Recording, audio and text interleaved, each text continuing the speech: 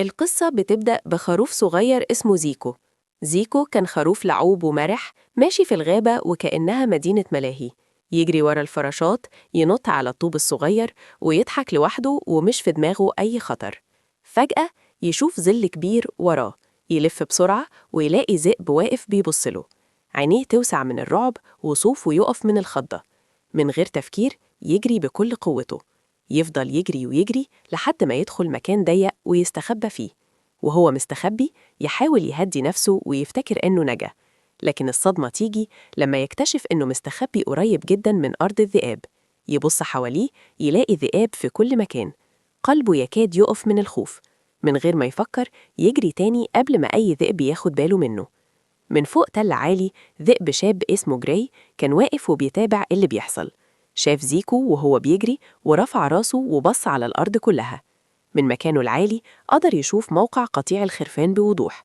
المعلومة دي كانت مهمة جدا وممكن تغير كل حاجة.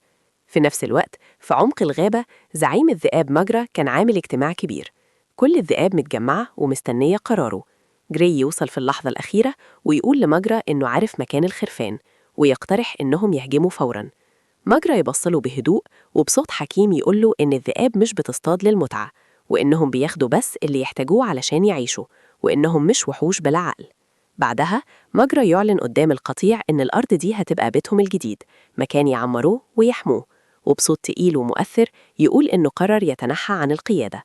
حسب قانون القطيع القديم، القائد الجديد لازم يكون أقوى ذئب وقادر يحمي الجميع. فجأة ذئب قوي وعدواني يتقدم ويرفع إيده. الكل يبصله بقلق. هو فعلا قوي لكن عدواني ومندفع، وكلهم خايفين لو مسك القيادة القطيع يضيع. بعده جراي يرفع إيده هو كمان. كده القرار يبقى صعب، 2 أقوياء وكل واحد فيهم عايز الحكم. مجرى يقرر أن الحل العادل هو مسابقة، واللي يكسب فيها يبقى قائد القطيع. نرجع لقطيع الخرفان. زيكو يوصل وهو يلهث ويحذر زعيم الخرفان إن الذئاب قريبة جدا. القطيع يتلم بسرعة، وأثناء ما الزعيم بيتكلم ملاحة تقع من إيده والملح يكبب على الأرض. وشه يتغير ويبان عليه القلق، لأن ده فائل وحش عندهم. يقول إن مصيبة جاية، ويؤمر إن محدش يقرب من الحدود الشمالية، ويطلب من الحارس بوتش يقفل البوابة ومحدش يخرج من غير إذن. تاني يوم جراي واقف مع حبيبته بيانكا، يسألها لو هتيجي الاحتفال بالليل. هي تحذره وتقوله إن الذئب اللي ضده خطير جدا. جراي يطمنها ويقول إنه مستعد، لكن بيانكا تقلق أكتر وتقوله إن لو الذئب العدواني مسك الحكم القطيع كله هيبقى في خطر. جراي يحاول يغير الموضوع وياخدها على تل عالي ويقول لها إن عنده مفاجأة. قلب بيانكا يدق وتفتكر إنه هيطلبها للجواز. لكن فجأة جراي يشوف الذئب العدواني رايح ناحية قطيع الخرفان، وده كسر واضح للقسم. من غير تردد جراي يقول إنه لازم يوقفه ويجري. بيانكا تفضل واقفة مكانها زعلانة ومحتارة ومش فاهمة اللي حصل. بعد شوية أصحاب بيانكا ييجوا ويقولوا لها إنهم سمعوا جراي بيقول إن عنده مفاجأة ليها. الأمل يرجع لقلبها وتفتكر إن جراي كان فعلا ناوي يطلبها.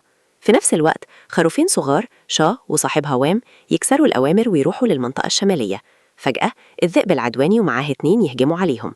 الخوف يملى المكان، لكن جراي يظهر في اللحظة الأخيرة، يخبط الذئب في شجرة قوة ويلحق شا، وبدل ما يأذيها يسيبها وتقول لها ترجع بسرعة. شا وام يهربوا هما مرعوبين. بالليل الاحتفال الكبير يبدأ، ويجي وقت التصويت على القائد الجديد. الذئب العدواني يصرخ ويقول إنه الأقوى والأذكى، وذئاب كتير تأيده. بعده جراي يتكلم ويوعد بحياة أمان من غير خوف، وبمستقبل يعيشوا فيه من غير دم. أصوات تانية تأيده. التصويت ينقسم نصين، القطيع كله يبقى منقسم، والقرار المصيري لسه معلق. جراي ينادي على بيانكا ويطلب منها تختار، لكنها تمشي من غير ما ترد. يلحقها ويحاول يفهمها، فتقوله إنه مش جاهز يبقى قائد، وإنها كانت فاكرة إن النهاردة يوم مهم ليهم. لكن كل حاجة اتحولت لصراع سلطة، وتأكد له إنهم لازم يسيبوا بعض ويمشوا كل واحد في طريقه. جراي يحاول يعتذر ويشرح، لكنها تسيبه وتمشي. جراي يكمل مشيه لوحده في الليل حزين وتايه، لحد ما يشوف مجموعة أرانب عاملة عرض صغير تحت ضوء القمر. أول ما يشوفوه يجروا ويختفوا بسرعة. جراي يدخل المخيم، وهناك يقابل أرنوبة صغيرة اسمها ميمي. تتوتر أول ما تشوفه وتشرب جرعة صغيرة علشان تبقى شجاعة. تقوله إنها سحرة وتقدر تحقق أمنية واحدة. جراي يطلب منها تغيره علشان بيانكا تحبه تاني وترجع له. ميمي توافق، لكن تحذره إن السحر محتاج وقت وتطلب منه يستنى لبكرة. جراي يرفض الانتظار ويضغط عليها. ميمي تتلخبط وبالغلط تديه زجاجة مش مخصصة له. جراي يشربها من غير تردد. فجأة جسمه يبدأ يتغير، يتحول من تمساح لزرافة لدب وبعدين يرجع ذئب. ميمي تخاف من اللي حصل وتطلب منه يمشي فوراً قبل ما حد يشوفه. جراي يجري ناحية قطيع الذئاب، لكن السحر يشتغل فجأة ويتحول قدامهم لخروف. ذئب عدواني يشوفه يضحك عليه ويهجم. جراي يحاول يشرح إنه ذئب زيهم، لكن محدش يصدقه.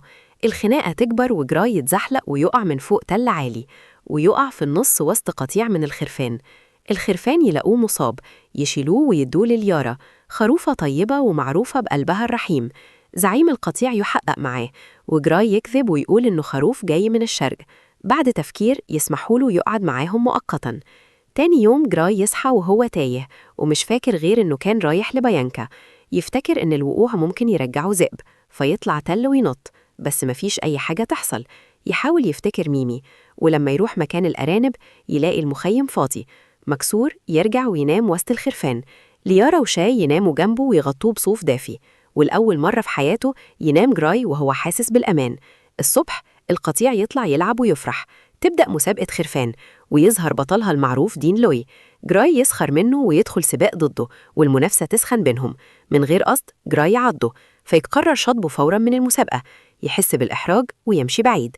الجوع يتعبه، فيجرب ياكل ضفدع ويقرف. بعدها يجرب العشب ويستغرب إنه عاجبه.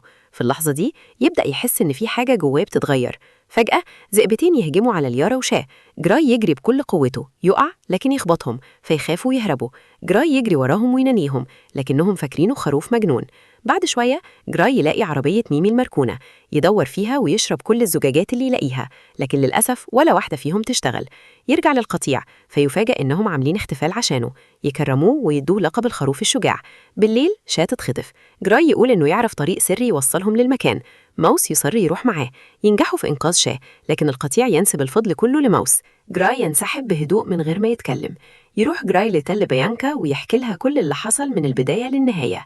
تصدقه وتحس بصدقه، ويتفقوا إن قطيع الخرفان في خطر حقيقي. لكن زيكو يسمع الكلام ويفتح جراي قدام الخرفان. القطيع يطرده وجراي يمشي لوحده تاني. ميمي تصغر له وتقول إن الحل الوحيد علشان يرجع ذئب هو النزال السحر السنوي، لكن تحذروا إن الذئاب ناوية تهجم النهاردة ومفيش وقت. جراي يجري يحذر الخرفان. في الأول يكذبوه، لكن زعيم القطيع يقرر يصدقه. المعركة تبدأ. الخرفان يستخدموا ذكائهم ويحاصروا الذئاب. جراي يرفض يسيب الذئاب يغرقوا لأنه اتعلم الرحمة. الذئب العدواني يمسك شاوي يهددها. في اللحظة دي الحقيقة كلها تطلع. بيانكا وميمي يظهروا. ميمي ترمي زجاجة أخيرة، جراي يشربها ويرجع ذئب من جديد. جراي يهزم الذئب العدواني، والأخير يقع من نفس الجرف اللي وقع منه جراي قد كده. الكل يفرح والسلام يرجع. جراي يطلب بيانكا للجواز ويتجوزوا، والقبيلتين يتفقوا يعيشوا سوا في سلام. ميمي تكشف في الآخر إن الزجاجة كانت مية عادية، وإن التحول الحقيقي ما كانش سحر، كان شجاعة واختيار صح من جواه. وبكده الذئاب والخرفان يتعلموا إنهم يقدروا يعيشوا سوا. سؤال سريع قبل ما نخلص الفيديو: في أي غزوة انتصر المسلمون رغم قلة عددهم؟ اكتبوا الإجابة في التعليقات ونشوف مين اللي فاكر التاريخ كويس.